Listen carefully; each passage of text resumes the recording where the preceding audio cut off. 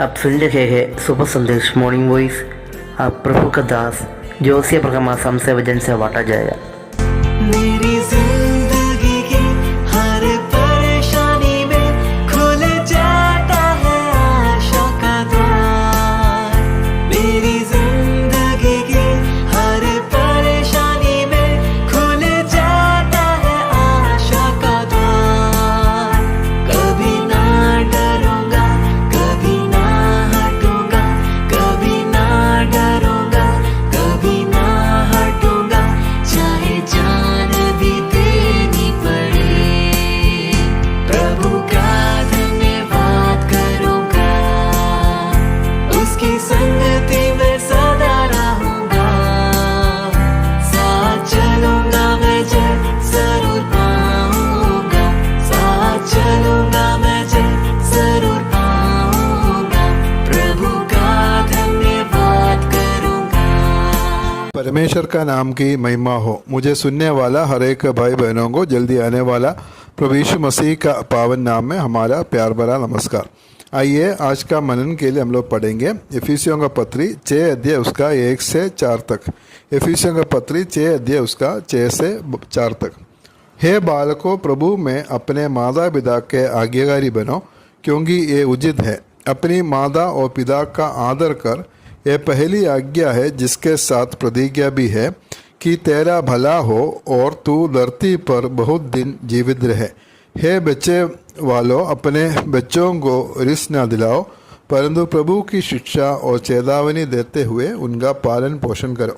पिछले दिनों में हम लोग देख रहे थे पवित्र आत्मा की परिपूर्णता, और परिपूर्णता का एक फल है कि 5 अध्याय 21 में हम लोग पढ़ा था, मसीह के भय से एक दूसरे के अधीन रहो।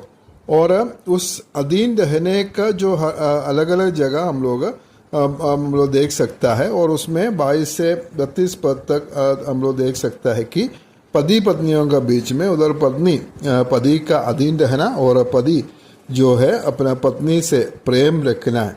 और ऐसा अधीनता का जो दूसरा जो जगह है, जो परिवार में बालक लोग या बच्चा लोग और माता पिता लोग का बीच में, और उस उधर हम लोग देख सकता है बच्चे अपना माता पिता का आदर करना, उसका अधीन रहना है।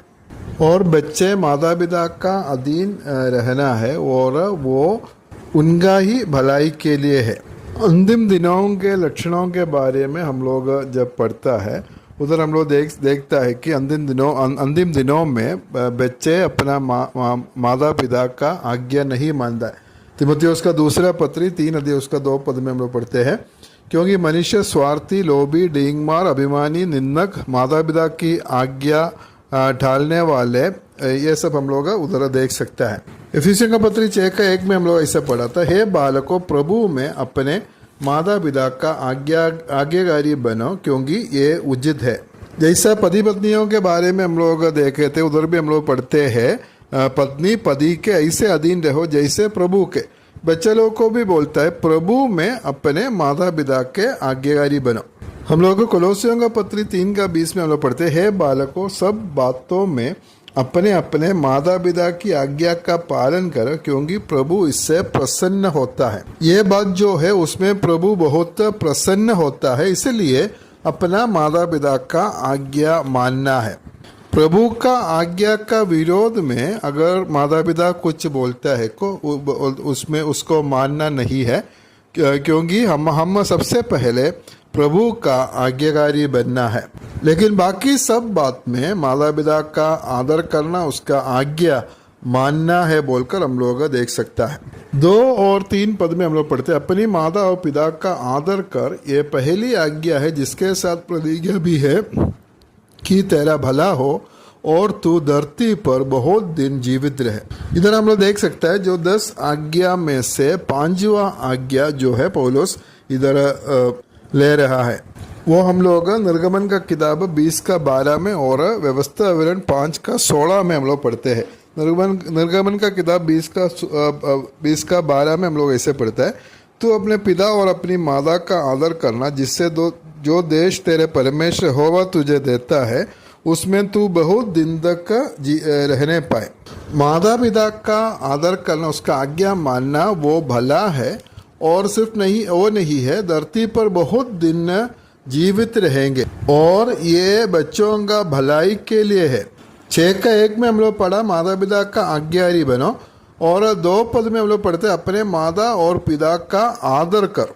माता पिता का आज्ञाकारी बनना है और उसका आदर करना, और उसका 4 पद में हम लोग पढ़ते हैं पिता लोगों को कहता है, पिता मतलब माता पिता दोनों को हम लोग देख सकता है, और कहता है हे बच्चे वालों, अपने बच्चों को रिस ना दिलाओ, परंतु प्रभु की शिक्षा और चेतावनी देते हुए उनका पालन पोषण करो। ये जो माता पिता दोनों के लिए कहता है, लेकिन हम लोग इंग्लिश में पढ़ने से फादर्स बोलकर हम लोग देख सकता है, पिता लोगों को हम लोग खास करके देख सकता है। और इसका कारण ये है कि जो पिता लोग जो है वो परिवार का सिर है, लेकिन ये पिता और माँ दोनों का जो जिम्मेवारी है, उनको कहता है कि अपने बच्चों को रिस ना दिलाओ, मतलब बच्चों को उकसाना नहीं है, उनको प्रोवोक नहीं करना है, उसको छेड़ना नहीं है। कोलोसियों का पत्री 3:21 में हम लोग पढ़ते हैं, बच्चे वालों अपने बालकों को तंग ना करना, ना हो कि उनका साहस टूट जाए। उसको तंग नहीं करना है, उसका साहस टूटने के लिए नहीं देना है, उसको निरुत्साह नहीं करना है। आज बहुत घर में जो माता पिता लोग जो है अपना बच्चों को गाली देता है, उसको श्राप देता है, इस प्रकार हम लोग कभी भी नहीं करना है। फिर उनको क्या करना है, प्रभु की शिक्षा और चेतावनी देते हुए उनका पालन पोषण करना है।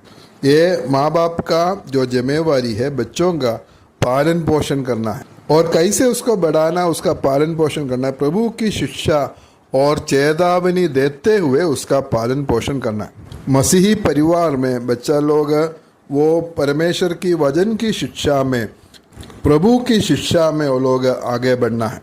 माँ बाप का जिम्मेवारी है अपने बच्चों का शारीरिक, मानसिक, उसका आत्मिक जो ज़रूरतों को पूरा करना और उसी में उसको आगे बढ़ाना है। लूका सुसमाचार 2:52 पद में हम लोग पढ़ते हैं, प्रभु यीशु मसीह के बारे में हम लोग पढ़ते हैं, यीशु बुद्धि और डील ढाल में और परमेश्वर और मनुष्यों के अनुग्रह में बढ़ता गया है। हम लोग देख सकता है प्रभु यीशु मसीह का जो वो डील ढाल में बढ़ता गया, मतलब उसका शारीरिक जो बढ़ोतरी हुआ, और हम लोग देख सकते हैं बुद्धि में, मानसिक तौर पे बढ़ोतरी हुआ है, और परमेश्वर और मनुष्यों की मतलब आत्मिक बढ़ोतरी और सामाजिक तौर पे भी बढ़ोतरी हुआ। इसी प्रकार ये जो 4 जगह में बच्चा लोग बढ़ना है, वो लोग मानसिक तौर पे, शारीरिक तौर पे, आत्मिक तौर पे और सामाजिक तौर पे वो लोग का बढ़ोतरी होना है। और इसके लिए माता पिता लोग उनका जो मदद करना है, आगे बढ़ने के लिए मदद करना है, और इसके लिए प्रभु की चेतावनी उसको देना है। प्रभु की शिक्षा और चेतावनी देते हुए उनका पालन पोषण कर कर उसको आगे बढ़ाना है। माता पिता का जो ये काम जो है, ये एक अधिकार नहीं है, एक जिम्मेवारी है। हमारे बच्चों को परमेश्वर हमारे हाथ में दे दिया है, उसको सही रीति से उसको आगे बढ़ाना है, और बच्चों का जिम्मेवारी है वो लोग अपना माता पिता का आज्ञा माने, उसका आज्ञाकारी बनना है और उसको आदर करना है। और उसका आदर करने से क्या होगा, उसका भला होगा।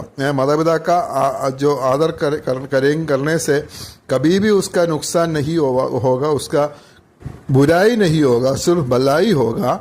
और परमेश्वर ने दिया हुआ आशीष है, वो धरती पर बहुत दिन जीवित रहेंगे। और परमेश्वर में सहायता करे, जैसे परमेश्वर के वचन चाहता है उसी प्रकार एक जीवन जीने के लिए हमारा परिवार में, समाज में एक अच्छा जीवन जीने के लिए परमेश्वर हम सबको सहायता करे। परमेश्वर का नाम की महिमा हो।